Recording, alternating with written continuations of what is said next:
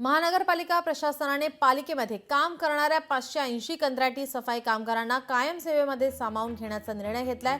580 सफाई कामगारांचा मोठा विजय। कामगारांच्या 25 वर्षांपासून सुरू असलेल्या लढ्यास अखेर यश मिळालेलं आहे। महानगरपालिकेमध्ये 1996-97 साली 580 सफाई कामगार कंत्राटी पद्धतीने रुजू झाले। मात्र कामगारांना महापालिकेमध्ये कायम सेवेत सामावून घेण्यासाठी कंत्राटी कामगारांचा लढा सुरू होता। दरम्यान या कालावधीमध्ये सुमारे 70 कामगारांचा मृत्यू झाला, तर 56 कामगार वयोपरत्वे निवृत्त झालेत। पालिकेमध्ये कायम सेवेत रुजू होण्यासाठी कामगारांनी न्यायालयाचे दार ठोठावले होते। त्यावर आता मुंबई उच्च न्यायालयाने कामगारांना कायम सेवेत सामावून घेण्याचा निर्णय दिला।